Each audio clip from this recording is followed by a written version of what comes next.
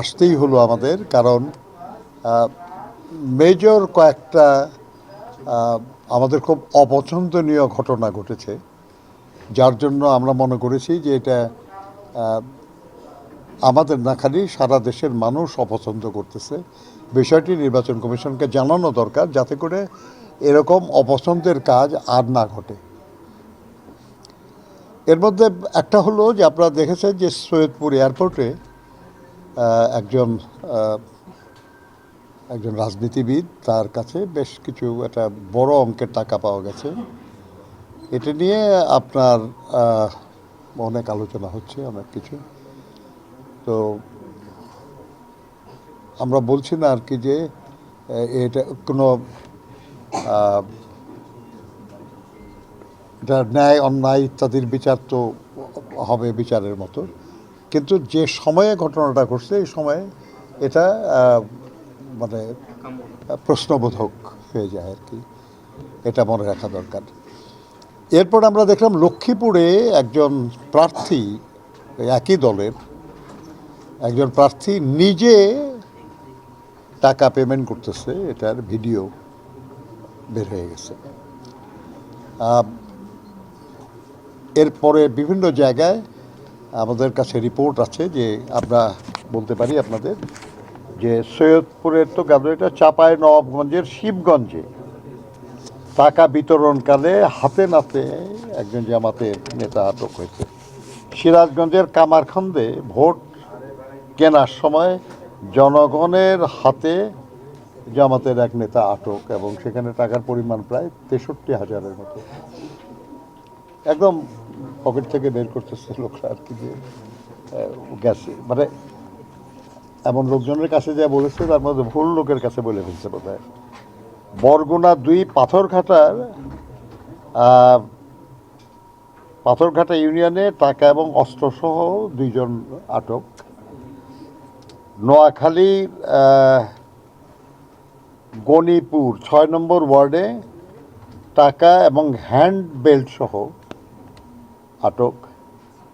ময়মনসিংহ 1, এটা হলো ধোবাউড়া উপজেলা, সেখানে সাবান, শ্যাম্পু, তারপরে এগুলোর বিতরণের সময় এটা বেআইনি, এখন এই মুহূর্তে তো এগুলো প্রচারণা বন্ধ, এগুলোর জন্য আটক হয়েছে।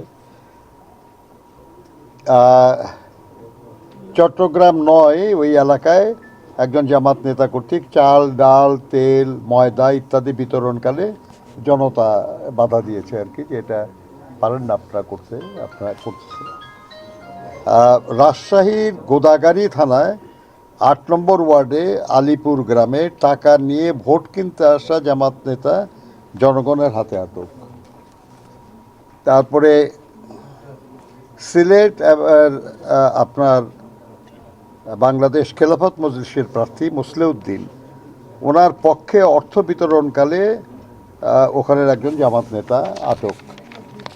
ফেনী 1-এ জামাত প্রার্থী এক নারী ভোটারকে টাকা দেওয়ার ভিডিও প্রকাশ, এটা আমাদের ভিডিও আমরা এখানে দিয়ে আসছি সেগুলেন।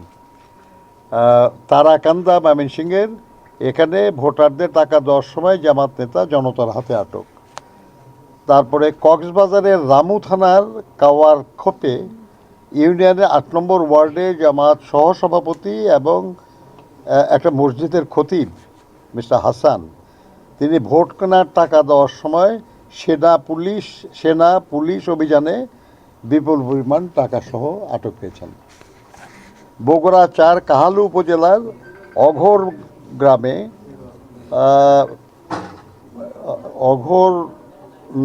অঘরনাথ গ্রামে ভোট করার জন্য গেলে গ্রামবাসী তাকে প্রতিহত করে, আটক করে। লক্ষ্মীপুর 3-এ জামাত প্রার্থী রেজাউল করিম নিজ হাতে টাকা বিলি করছে, এটা ভিডিও প্রকাশ হয়েছে। এরকম বেশ কিছু নিউজ এবং ভিডিও আমরা নির্বাচন কমিশনের ওনাদের কাছে আমরা দিয়েছি, এবং আমরা বলেছি যে আইন অনুযায়ী যার বিরুদ্ধে যে ব্যবস্থা নেওয়া দরকার আপনারা সেই ব্যবস্থা নেন, এবং আপনারা জনগণকে একটু আশ্বস্ত করেন যে এই বিষয়টা আপনারা পছন্দ করেন না, এবং আর কেউ যেন এইটা না করে, সেটা যে দলেরই হোক, যাতে না করে কেউ, সেই জন্য আপনারা একটা একটা হুঁশিয়ারি বার্তা আপনাদের তরফ থেকে যাক, কারণ আফটার অল মানুষ নির্ভর করছে যে নির্বাচন কমিশন এই ব্যাপারে শক্ত পদক্ষেপ গ্রহণ করবে। ওনারা বলেছেন আর কি যে তারা ব্যবস্থা নিচ্ছেন এই ব্যাপারে আর কি। আমরা আর একটা জিনিসে আমরা খুবই বিব্রত এবং আমরা খুবই আমরা অসন্তুষ্ট বলতে পারেন। সেটা হলো যে আমরা পত্রিকায় দেখলাম, বেশ কয়েকটি পত্রিকায় এবং টিভির যে মানে যেটার খবরগুলি অনলাইনে আসে আর কি, সেখানে যে আমাদের সিনিয়র সচিব সাহেব নির্বাচন কমিশনের তিনি বলেছেন ওই সৈয়দপুরের ঘটনার রেফারেন্সে যে 50 লাখ কেন, প্রয়োজনে 5 কোটি টাকা নিয়ে গেলেও এটাতে কোনো বাধা নেই। তো ব্যাপারটা হচ্ছে যে সব সময় তো সব কথা একরকম হয় না, তাই না? এই সময়ে যদি সব সময় সবই এরকমই হয়, তাহলে কেন বললেন যে বিকাশে 1000 টাকার বেশি পাঠানো যাবে না? কেন বললেন আপনার যে বিকাশে একদিনে 10,000 টাকার বেশি পাঠানো যাবে না? উদ্দেশ্য আছে তো একটা, নাকি? এই সময়ে যাতে ভোট কেনা বেচার জন্য এই টাকা এইভাবে বিলি না হয়, সেই জন্যই তো বলা হয়েছে এটা। তো যদি সেটা সত্য হয়, তাহলে অন্য সময়ের যে কথা যে 5 কোটি না 50 কোটি ইত্যাদি আপনি বিলি করলে কোনো বাধা নাই, এটা তো বলার দরকার কি আপনার? কী প্রয়োজন বলার আর কি আপনার? কিন্তু মজা হলো, ওনাকে যখন আমরা এটা জিজ্ঞাসা করলাম, উনি বললেন যে উনি কখনো এই কথা বলেন নাই, উনি বলেন নাই এই কথা। আপনারা সাংবাদিকরা আর কি, পত্রিকার, আপনারা এটা কোনো না কোনো নিউজ, একটা আমরা দেখলাম পত্রিকায় জাগো নিউজের রেফারেন্স আছে, তারা তো নিউজ এজেন্সি, তারা যদি দেয় তাহলে পত্রিকা ছাপাইতেই পারে আর কি, বা পত্রিকায় অন্য নিজের সোর্সে ছাপাইছে, আমরা জানি না সব কিছু আর কি। কিন্তু উনারা অস্বীকার করেছেন যে তারা এরকম কোনো কথা বলেন নাই। এবং যখন এটা প্রচার হয়েছে, প্রকাশ হয়েছে, আমরা তাদের সঙ্গে কথা বলেছি, তখন তারা আপনাদের একটা ব্রিফিং করে বলেছে যে যে এই কথা বলেন নাই সেই কথা আপনারা কেন ছাপাইলেন কিংবা কেন বললেন এবং বলে তাদেরকে এম্বারাস করলেন, তারা এটা আমাদেরকে বলেছে। আমরা তো বিশ্বাস করতে চাই সবাইকে। তো আপনার মানে কেউ না কেউ তো সঠিক বলছেন না, সেটা কে? এটা তো আপনারা সত্য সন্ধানী সাংবাদিকরা তো হলো কি সত্য সন্ধানী বলে না নাকি আপনাদেরকে? তো সত্য সন্ধানী যারা, আমরা আশা করব যে তারা এই ব্যাপারে সত্যের সন্ধান করবেন। যদি তারা বলে থাকে, আমরা বলবো খুবই ভুল করা হয়েছে, অন্যায় করা হয়েছে। এই সময়ে এই কথা এনকারেজ করা হয় যারা এইভাবে অতিরিক্ত টাকা নিয়ে মুভ করতেছে বিশেষ উদ্দেশ্য সাধনের জন্য। আর যদি ওনারা না বলে থাকেন, আর কোনো কারণে কেউ এই নিউজটা প্রচার করে থাকে, তাহলে সেটার মধ্যেও একটা বড় অন্যায় আছে। এটা অন্যায়ের ইচ্ছা আছে যে তারাই অন্যদেরকে বোঝানোর চেষ্টা করতেছে যে না, আসলে কোনো অসুবিধা হয় নাই, যা নিয়ে যেতে পারেন, আরও বেশি নিয়ে গেলেও কোনো অসুবিধা নেই আর কি। তো যেটাই হোক আর কি, আমরা মনে করি যেই করে থাকুক এটা খুবই অন্যায় একটা কাজ হয়েছে, সেই জন্য আমরা এটা নিন্দা জানাই। আরেকটা জিনিস আমি আপনাদেরকে একটু বলতে চাই, যেটা সেটা হলো যে এটা খুবই ইন্টারেস্টিং আর কি, যে মানে মানে বলে না যে অনেক গুপ্ত নাকি কি হচ্ছে এটা উন্মুক্ত হচ্ছে আর কি, মানে আল্লাহ জানে আর কি এটা কোনটা। আপনি দেখেন এই সৈয়দপুরের ঘটনার রেফারেন্সেই আমাদের একজন সরকারি কর্মকর্তা, তিনি আবার একটা বিশেষ বাহিনীর একজন বড় কর্মকর্তা, তার একটা কার্ড একটা হয়েছে, এটা আর কি, এটা একটা কার্ড, সত্য মিথ্যা এটা আমরা জানি না, কারণ আজকাল কী যে হয় আর কী যে হয় না বোঝা খুব মুশকিল, বুঝছেন না ব্যাপারটা? এখানে বলা হয়েছে খুব ইন্টারেস্টিং, কাস্টমসের অনাপত্তিতেই ঠাকুরগাঁও জেলা জামায়াতের আমিরকে টাকা বহনের অনুমতি দেওয়া হয়। আভ্যন্তরীণ রুটে অর্থ পরিবহনে কোনো সীমাবদ্ধতা নেই। আচ্ছা ভাই, যদি কোনো সীমাবদ্ধতা না থাকে তাহলে আপনার অনুমতির দরকার হয় কেন? হু আর ইউ? আমার যদি কোনো সীমাবদ্ধতা না থাকে আমি তার অনুমোদনের জন্য যাব কেন? অনুমতির কোনো প্রয়োজন আছে? তাহলে ওনার প্রথম কথার সঙ্গে দ্বিতীয় কথা তো বলল না। আরও গুরুত্বপূর্ণ যেটা, সেটা হলো যে আপনার কাছে জানতে চাইছে কি এটা? আপনার কাছে তো কেউ জানতে চায় নাই। কেউ কি কথা বলেছে যে ঢাকা বিমানবন্দর দিয়ে এই পরিমাণ টাকা কেমনে গেল, আপনারা কি করছেন? আপনারা কি কেউ জিজ্ঞাসা করছেন? কোনো সাংবাদিক, কোনো জনগণ, কেউ আর কি? এখন পর্যন্ত শুনি নাই। তাহলে তার অতি উৎসাহ নিয়ে এই কথাটা বলার দরকার হলো কেন?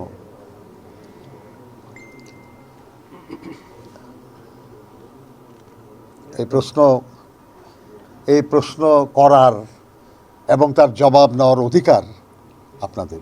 ডোমেস্টিকে কাস্টমসের কোনো ব্যাপার নেই আপনারা জানি যে ডোমেস্টিক ফ্লাইটে এখানেও তো কোনো কাস্টম চেকিংও হয় না, তাই না? তো কিসের জন্য ওনার বলা লাগবে? এবং উনি হলেন নির্বাহী পরিচালক শাহজালাল বিমানবন্দর। মানে কেউ জানতে চাইল না নিজের উদ্যোগে এই ল্যাঙ্গুয়েজে যে ঠাকুরগাঁও জেলা জামায়াতের আমিরকে টাকা বহনের অনুমতি দেওয়া হয়। তার মানে ওনার কোনো দোষ নাই, আমরা এই অনুমতি দিছি এবং কোনো অসুবিধা হয় না। কোনো দরকার আছে বলার? যেখানে টাকার অর্থ আভ্যন্তরীণ রুটে অর্থ পরিবহনে কোনো সীমাবদ্ধতা নেই, সেখানে অনুমতি দিল কে, কেন দিল, কেন অনুমতি চাওয়া হলো, কিছুই তো বোঝা গেল না। আমরা এই ব্যাপারগুলি ফিসি, বুঝতে কষ্ট হয়। আমরা একটা জটিল সময়ে যাচ্ছি। আমাদের প্রতিপক্ষ খুব দুর্বল না। যারা দীর্ঘদিন দেশ শাসন করেছে তাদের প্রচুর বেনিফিশিয়ারি আছে এখানে, যারা এই নির্বাচনটাকে বানচাল করার চেষ্টা করতে পারে। আমাদের দেশের ভেতরেও যারা বিজয় সম্পর্কে যাদের দুশ্চিন্তা আছে কিংবা পরাজয় সম্পর্কে যারা নিশ্চিত, তারাও অনেকেই চেষ্টা করতে পারে নির্বাচনটাকে বাধাগ্রস্ত করার। সেরকম সময়ে কোনো ব্যক্তি, কোনো প্রতিষ্ঠান যেন নির্বাচনের বিরুদ্ধে কোনো অবস্থান না নেয়, এটি তো প্রত্যাশিত। যদি কেউ নেয়, আমরা তাদেরকে জনগণের প্রতিপক্ষ বলে বিবেচনা করি।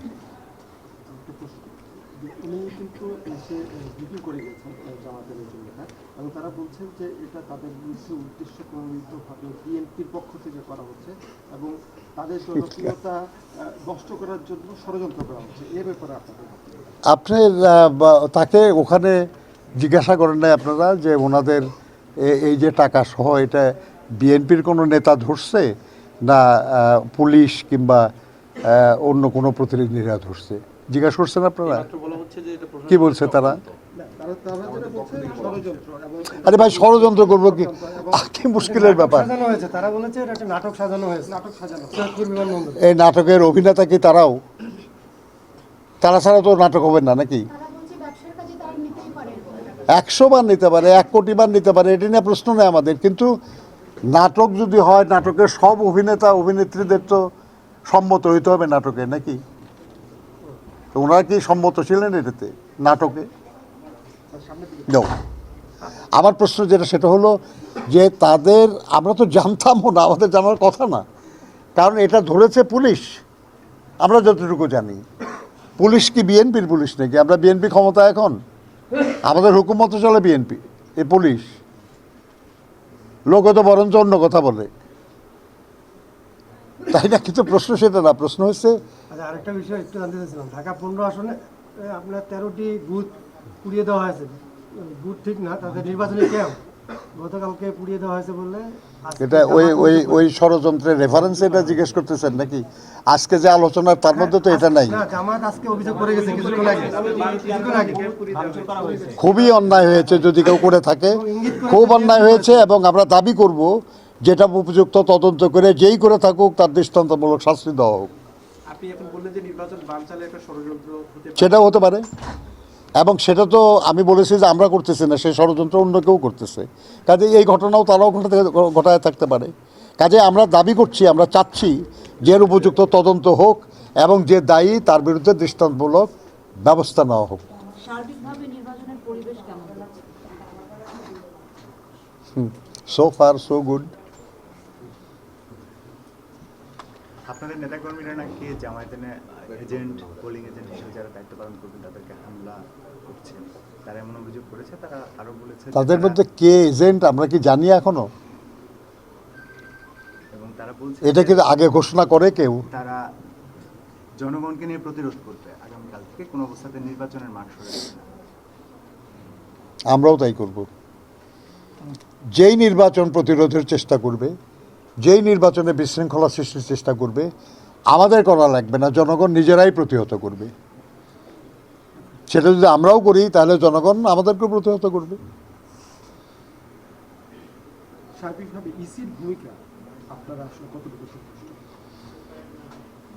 বল আমাদের ধারণা আর কি যে তারা আরো শক্তিশালী ভূমিকা পালন করতে পারতেন।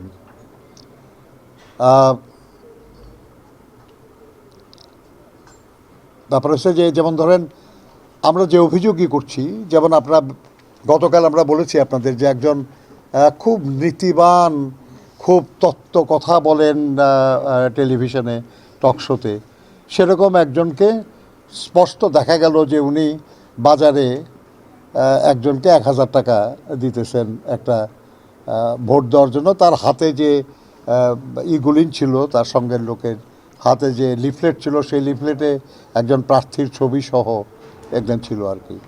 আমরা এই নিয়ে অভিযোগ করেছি। নির্বাচন কমিশন আমাদেরকে বলতেছে যে সেই অভিযোগ পাঠানো হয়েছে, এই ব্যাপারে যে জুডিশিয়াল কমিটি আছে সেই কমিটির কাছে পাঠানো হয়েছে। সেই কমিটি কি করেছে? এটা নাকি ফোনে পাওয়া যাচ্ছে না তাকে। আমরা মনে করি আর কি যে নির্বাচন কমিশন এই জবাব যথেষ্ট না, এই জবাব যথেষ্ট না। আপনাদের কি আশা ছিল? আশা ছিল যে দ্রুত এই ব্যাপারে কার্যকর ব্যবস্থা নেওয়া হবে। যে নির্বাচনের যে নীতিমালা ছিল, আগে যে নির্বাচনগুলো হয়েছে সেগুলোর যে রিফর্মের কথা বলা হয়েছে, রিফর্ম হয়েছে, নীতিমালায় কিছুটা পরিবর্তন বা এরকম কিছু আপনার পরিলক্ষিত হচ্ছে যে নীতিমালাগুলো মানে ফ্রি ফেয়ার, ইকুইটেবল, ইনক্লুসিভ। আপনি দেখেন ডকুমেন্টে কি বলা আছে, এটা তো মানুষ অনুভব করবে, বা এটার সুফল বা কুফল যাই হোক মানুষ অনুভব করবে কার্যকরণে, তাই না? তো আমরা মনে করি যে এগুলোর ডকুমেন্ট কোনোটাই চিরস্থায়ী না, কোনোটাই মানে চিরন্তন না। ত্রুটি থাকলে সংশোধন করা যেতে পারে। তবে আমাদের জানা মতে যে নিয়ম আছে এখনও, নির্বাচনী বিধিমালা যেভাবে আছে, তাতেও এই বিষয়গুলি আরও দ্রুত সম্পাদন করা সম্ভব ছিল। যেহেতু আগামীকালকে নির্বাচন, আপনারাও বলছেন যে নির্বাচন বানচালের একটা ষড়যন্ত্র চলছে, জামায়াত এই অভিযোগটা করেছে। আসলে কারা এই বানচালের ষড়যন্ত্রটা করছে? এটা তো খুব সবাই জানেন আপনারা, যে যারা এই পরিবর্তনের প্রতিপক্ষ তারা একটা, আর একটা হলো আমি একটু আগে বলেছি আপনাদের, যারা নির্বাচনে নিজেদের বিজয় নিয়ে দুশ্চিন্তাগ্রস্ত কিংবা যারা তাদের পরাজয় সম্পর্কে নিশ্চিত, তারাও করতে পারে, অসম্ভব কিছু না। আর খারাপ লোক তো আছেই আর কি, ব্যক্তি খারাপ আছে না, যে আর কিছু লাগবে না, আপনার ক্ষতি করতে পারলেই খুশি হয়, কোনো না কারণ ছাড়াও করতে পারে। কিন্তু আমরা মনে করি যেটা, সেটা হলো যে এই চেষ্টা থাকার পরেও জনগণের আগ্রহ তার চেয়েও বেশি। একটা নির্বাচনটা হোক এবং সুষ্ঠুভাবে হোক, সেটা চাওয়ার আগ্রহ আরও বেশি শক্তিশালী। ফলে আমরা বিশ্বাস করি আর কি যে নির্বাচন সুষ্ঠুভাবে হবে ইনশাআল্লাহ। বিজয়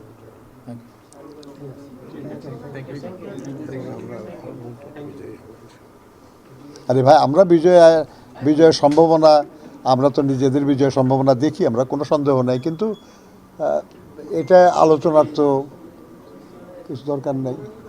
আমরা ভোট চাওয়াও তো এখন নির্বাচনী আইনে নিষিদ্ধ, না হলে একটু ওনাদের ভোট চাইতাম আর কি, এটা তো ইনশাআল্লাহ। Thank you.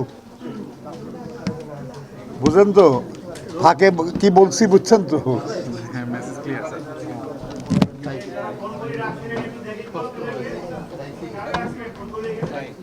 ফোনটা দেখান।